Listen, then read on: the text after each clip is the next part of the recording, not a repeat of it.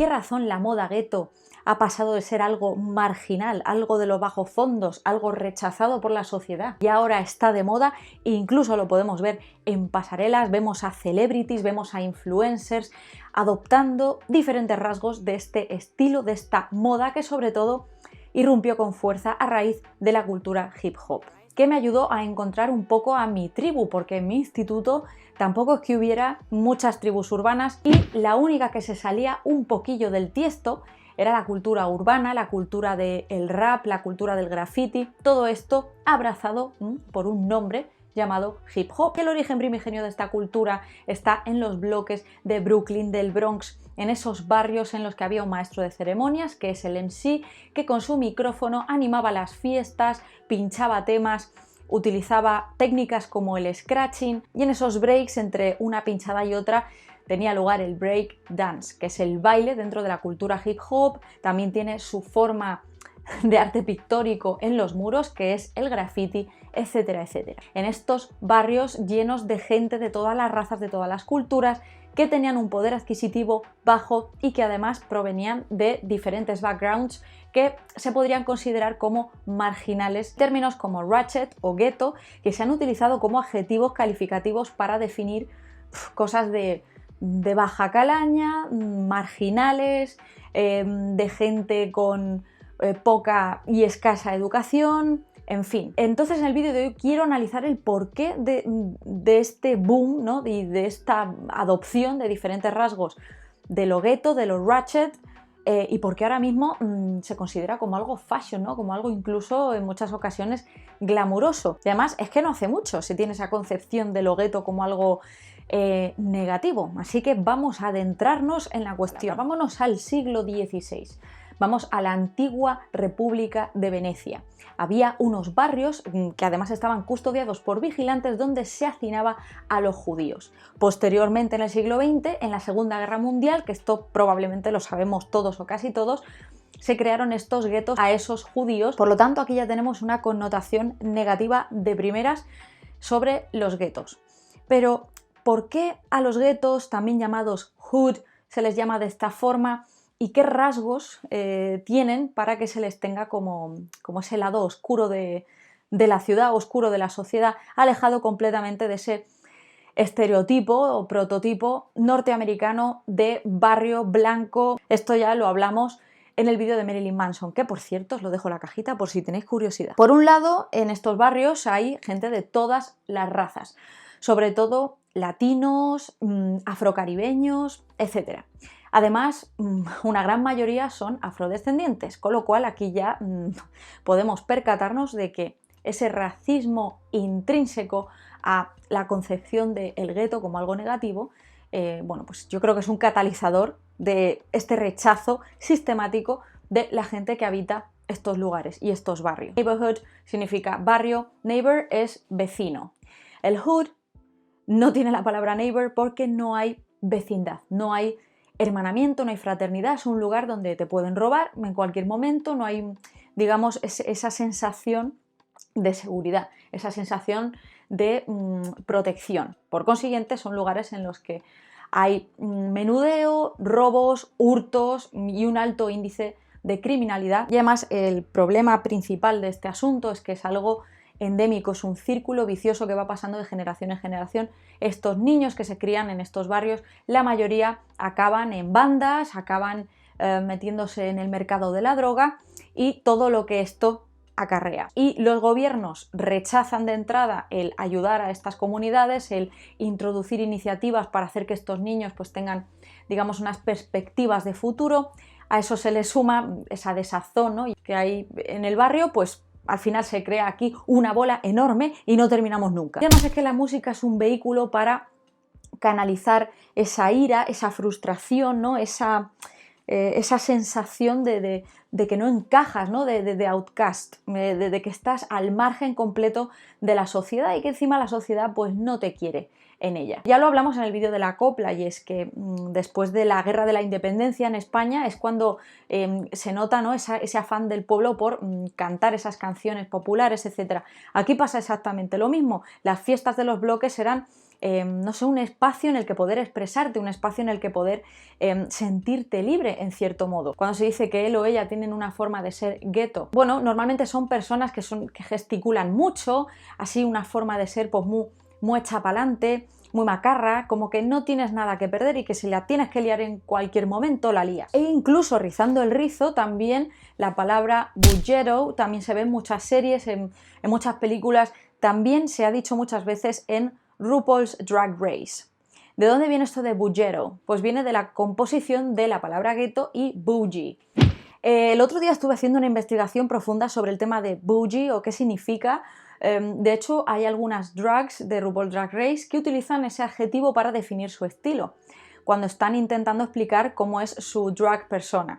Lo podemos ver en personajes como Miss Vanjie. O sea, Miss Vanjie tiene un gran lado bougie.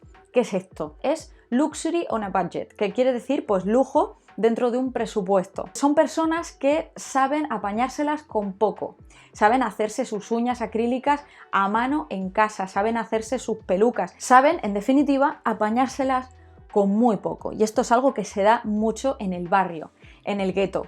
Y además bougie trae un punto de glamour, ¿no?, y de lujo, y además entraña el tema del bling bling, que el bling bling es el brillo, ¿no?, las joyas. Esto lo hemos podido ver en canciones de rap a lo largo de la historia mil y una veces. Su origen está en el tema del 87 llamado Nightmare de Dana. Se piensa que esa fue la primera vez que se utilizó el término. El bling bling, las pelucas, los durags, la ropa ancha, que además se dice que la ropa ancha viene directamente de las prisiones. Bueno, pues que tú llegas, no tienen tu talla y te pones lo que sea y luego te lo intentas ajustar con cordones, de zapatos en la cintura, y bueno, pues de ahí viene toda esta estética. Además hay un montón de términos dentro de todo este mundo bullero.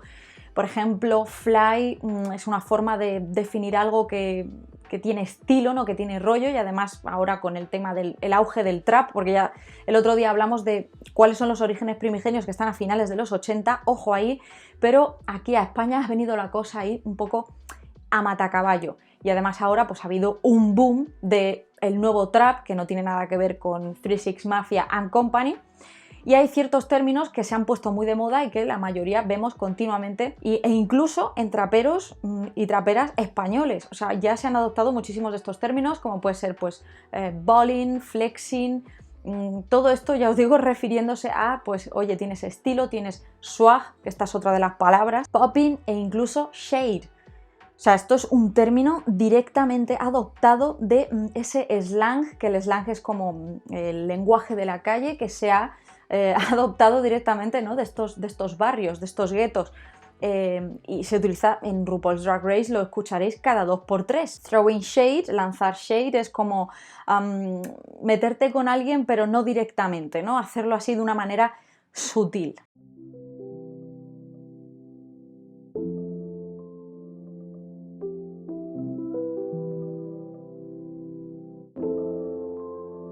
¿Dónde más hemos podido ver este tema de bougie? Pues en un tema musical que además contiene la palabra, Bad and Bougie de Migos, que además fue yo creo que de los primeros temas del trap moderno que empezaron a petarlo a niveles estratosféricos. Incluso este tema que ahora en TikTok tiene tanto rollo, que es de Megan Thee Stallion, que se llama Savage. A ver, yo he de deciros una cosa, quizá me hago mayor, pero yo TikTok es que no lo capto. Por supuesto, TikTok se utiliza de manera positiva en muchos aspectos, pero es que yo no puedo, me supera, en fin. Entonces, ¿en qué momento todo esto empieza a ponerse de moda? ¿En qué momento se introduce en el mundo mainstream? Ya con esos primeros coletazos de la cultura hip hop, que bueno, al principio parecía que tímidamente asomaba la cabeza en la industria musical, y ya hubo un momento en que lo petó. Sus máximos representantes como 50 Cent, por ejemplo, Tupac, se hacían millonarios, o sea, vendían millones de discos, llenaban estadios, o sea, esto fue muy fuerte, pasó de ser algo de barrio, de baja alcurnia, digamos, a ser algo que estaba en el candelero, que aparecían en la MTV, esos pedazos de videoclips de Sam Barber, etcétera, etcétera, en figuras como Missy Elliott, Lil' Kim, MC Lyte, TLC. Así que hubo una generación de artistas, todas más bien relacionadas con el mundo del pop y también del R&B. En el R&B podemos destacar Destiny's Child y en consecuencia Beyoncé, y las estrellas del pop como puede ser Christina Aguilera, que adoptaron muchísimos rasgos de este estilo gueto, ¿no? De este rollo así tan flamboyante, tan lleno de brillos, ¿no? y tan atrevido, en cierto modo. Tenemos muchísimos ejemplos así a nivel práctico para ilustrar lo que estamos explicando, pero yo diría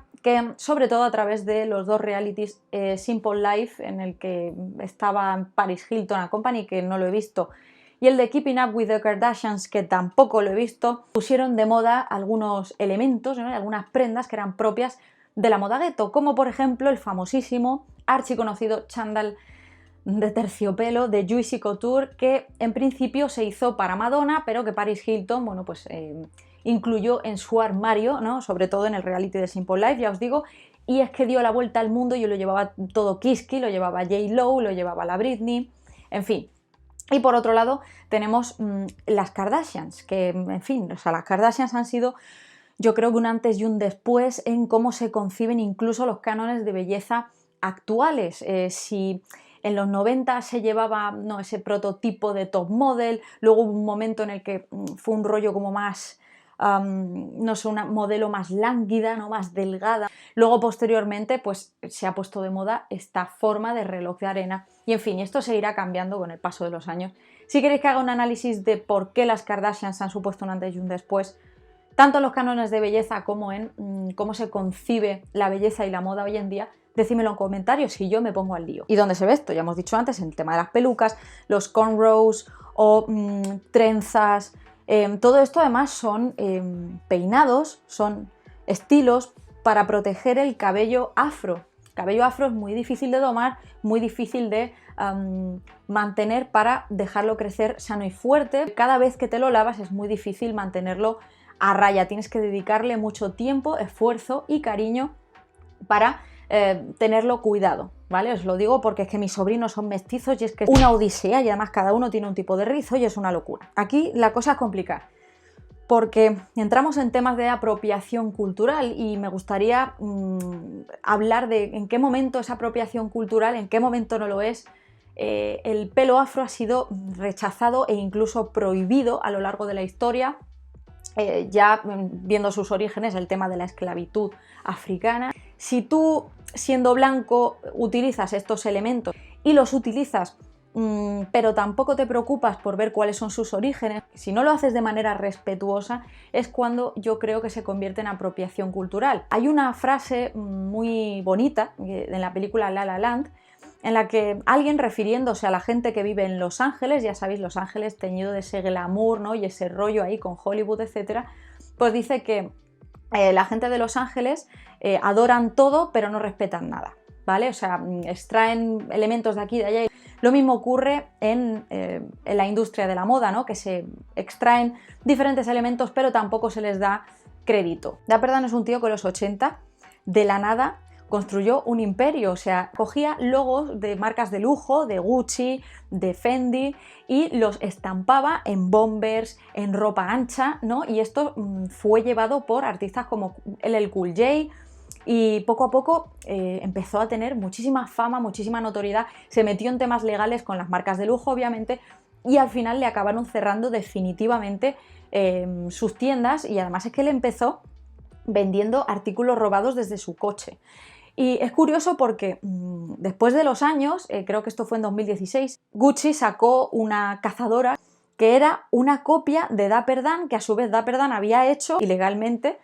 Y joder, esto dio la vuelta al mundo y creo que fue un artista el que levantó la voz y dijo, oye, esta chaqueta, el diseño original es de Dapper Dan. Y Gucci, por no meterse en líos morrocotudos, pues montaron una colección junto a Dapper Dan. Y el tío hoy en día ha vuelto a abrir su tienda y se ha convertido en un icono histórico, y además no solamente por lo que representó en su momento, sino también por los diseños que hacía. Y esto ya es una herencia directa todo el rollo este que se lleva hoy en día de los logos por todas partes. Podéis ver artistas como Billie Eilish, por ejemplo, en fin. Y bueno, aparte de Dapper Dan, ya con el auge del hip hop hubo diseñadores como Tommy Hilfiger que se dedicaron a confeccionar líneas específicas para esta ropa oversize, para esta ropa ancha. Muchísimas marcas ya se sumaron al carro. No, al final, es lo que os digo, es sumarte al carro, pero por temas económicos, porque sabes que vas a vender, porque sabes qué es lo que se lleva. No en un afán por recuperarlo, no en un afán por, no sé, mostrar las raíces de las cosas. Yo creo que ahí está la fina línea que separa la apropiación cultural de lo que no lo es. En fin, decidme en comentarios vuestro punto de vista sobre este tema tan espinoso. ¿Ejemplos en la pasarela? Pues en 2016 Philip Plein con la colección Alice in Ghettoland, que esto es de traca, porque es que en el desfile hay hasta un gnomo con la palabra PIMP. No sé si sabéis lo que es un PIMP, es un proxeneta, amigos y amigas. O en 2017 Marc Jacobs, Givenchy con el tema de los durags, Donna Karan con el tema de los baby hairs. Claro, al final los diseñadores pues van cogiendo inspiración de aquí y de allá y, oye, no, tampoco vas a tirarles un ladrillo a la cabeza, ¿no? Por haber extraído, yo que sé, diferentes elementos de culturas, por ejemplo, de un traje regional mexicano, pero sí que molaría que en el briefing o en cómo nombran esas colecciones o en esas campañas de marketing digan dónde está el origen, ¿no? de estas colecciones, dónde puede estar esa inspiración. Me gustaría que le dieran más visibilidad.